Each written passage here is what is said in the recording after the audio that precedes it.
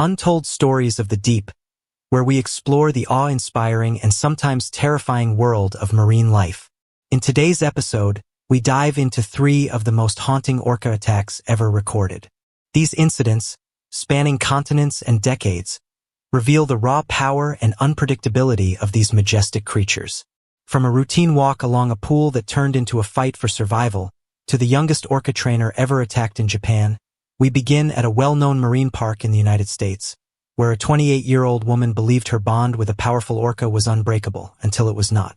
The morning sun cast long shadows across Oceanic World Marine Park in Orlando, Florida, on July 15, 2009. Visitors streamed through the gates, eager for a day of marine spectacle. The newly renovated 5,000-seat stadium filled quickly as families sought relief from the sweltering summer heat. Backstage, 28-year-old Marina Lero prepared for the 11:15 a.m. show, her slender frame belying the strength required to work with Kaya, the park's 9,000-pound female orca. Captured off Iceland's coast in 2007, Kaya had transformed from a wild predator into the crown jewel of Oceanic World's performances. Her immense size, 22 feet long, and keen intelligence made her shows a spectacle, drawing crowds that sustained the park through economic downturns. Marina Lero's path to Oceanic World was rooted in a lifelong passion for the ocean. Growing up in a small coastal town in Maine, she found solace along the rugged shoreline, where crashing waves and whispering winds offered an escape from the challenges of small-town life. As a child, Marina was captivated by marine creatures, her bedroom shelves lined with books about whales and dolphins.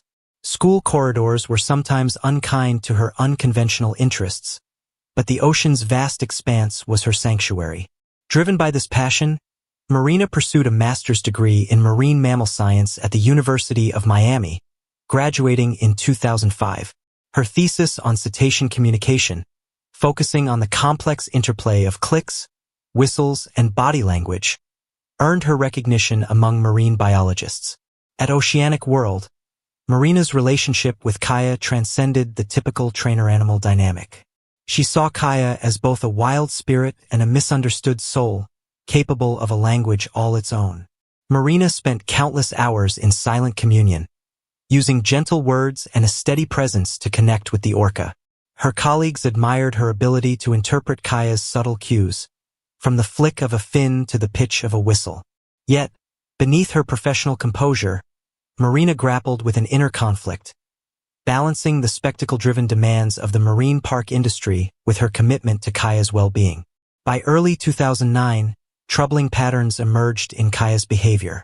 Dr. Rebecca Simpson, the park's lead veterinarian, documented stereotypic movements, repetitive swimming patterns often linked to stress in captive orcas. Kaya began refusing meals, displaying aggressive posturing toward junior trainers, and emitting unusual vocalizations during nighttime hours. In March 2009, Kaya pinned a trainer against the pool wall during a routine exercise. No injuries occurred, but Marina flagged the incident as a critical warning sign in her logs. By summer, Kaya's behavior grew more erratic. She ignored recall signals, swam in unpredictable patterns during performances, and produced vocalizations that puzzled even veteran trainers. Marina's log entry from July 14, 2009, detailed Kaya's deteriorating state: erratic eye tracking, refusal of basic commands, and aggressive displays toward staff. This morning, Kaya charged the underwater viewing window, unprecedented behavior. Despite Marina's repeated warnings in staff meetings, park management, under pressure to maintain attendance during the peak tourist season, insisted the shows continue. A malfunction in the park's filtration system on the night of July 14th further disrupted Kaya's environment, adding to the volatile situation. On the morning of July 15th, 2009, the air in the stadium carried an unusual tension. Kaya's pre-dawn behavior had been alarming, with high-pitched whistles echoing through the night. At 11:15 a.m., Marina began the main show, introducing Kaya to a crowd of 4,300. The orca's entry into the performance pool was hesitant. She circled the perimeter 3 times before responding to Marina's signals. Experienced staff noted her sluggishness, but orcas sometimes had off days, and with the music blaring and the crowd cheering, no one called off the show. The first half of the performance proceeded with mounting unease. Kaya completed her routines, but each movement seemed forced. During a routine backflip, she snapped her jaws unexpectedly, prompting junior trainer Maria Delgado to radio a warning. The message was misinterpreted as a technical issue amid the show's noise. The critical moment came during the hurricane ride, a complex maneuver where Marina rode Kaya's rostrum through rapid spins and a vertical launch. As they began, Kaya's echolocation clicks intensified, audible over the music. Instead of a gentle spin, Kaya twisted violently, throwing Marina 15 feet across the tank. Before Marina could activate her emergency flotation device, Kaya was upon her. The Orca's jaws, capable of generating over 19,000 pounds of force, clamped onto Marina's torso. The crowd's cheers turned to screams as Kaya thrashed, her movements eerily reminiscent of how wild orcas tear apart seals. Security staff directed a controlled evacuation, while paramedics rushed to the poolside. Kaya's attack was relentless. She dragged Marina to the 35-foot tank's bottom, holding her under for prolonged periods. During one surfacing, Kaya tossed Marina into the air, catching her with predatory precision. The water clouded with blood as Kaya's teeth inflicted catastrophic injuries. Emergency recall signals, food distractions, and underwater tones designed to disorient orcas failed to stop her. At one point, Kaya pinned Marina against the underwater viewing window, giving spectators a horrifying view. Assistant trainer Miguel Rodriguez attempted to deploy the emergency net, but it jammed. Senior trainer Lisa Cooper activated recall tones to no avail. Kaya was in a behavioral lockdown, unresponsive to stimuli. After 7 agonizing minutes, the emergency team separated Kaya from Marina using a specialized pole system. Paramedics rushed Marina to an ambulance, but she was pronounced dead at 11:47 a.m. from massive trauma and drowning. The investigation revealed a cascade of ignored warnings. Marina's logs had meticulously documented Kaya's distress, but management dismissed them to prioritize revenue. The filtration system failure was identified as a trigger, exacerbating Kaya's stress. However, the deeper issue was a collective denial of the orca's behavioral decline. Marina herself, despite her concerns, trusted her 5-year bond with Kaya, a common pitfall among experienced trainers. Oceanic World faced severe repercussions. Safety violations were cited, insurance costs soared, and attendance plummeted. By early 2010, the park closed permanently. Kaya was transferred to a facility with stricter behavioral protocols and never performed with trainers in the water again. Marina's death sparked a broader reckoning in the marine park industry, highlighting the dangers of overconfidence and the need to prioritize animal welfare. On June 12, 2007, Atlantic Horizon's Marine Park in San Diego, California, buzzed with pre-opening preparations. The sun cast a golden glow over the 3,000-seat stadium as maintenance crews checked equipment and filled the air with the scent of saltwater. Marcus Reeves, 37, the park's head trainer, stood by the main pool, clipboard in hand, reviewing notes for the morning session with Titan and Echo, the park's 2 orcas.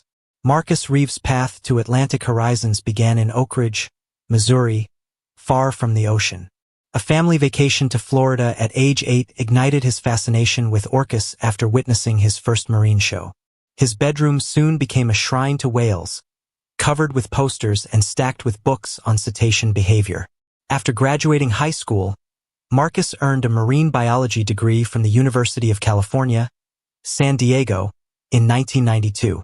His internship at Pacific Marine Center honed his skills with dolphins and sea lions, and by 1995, he joined Atlantic Horizons. By 2003, he was head trainer, known for his methodical approach and deep commitment to animal welfare. Marcus had a special bond with Titan, a 19-foot male orca captured off Iceland in 1997. Echo, a female orca, joined in 2000. Together, they drew thousands weekly, accounting for 70% of the park's ticket sales. Marcus's routines showcased their natural behaviors while prioritizing their well-being. Outside work, he lived simply, running along the beach and volunteering for conservation causes.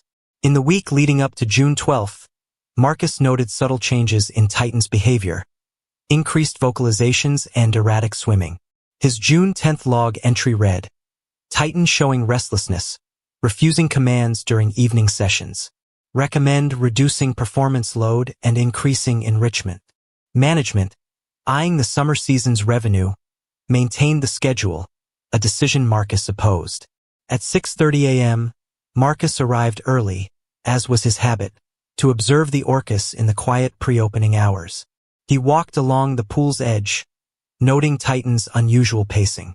As Marcus leaned over to inspect a gate mechanism, Titan surged from the water, grabbing his leg in a swift, deliberate motion.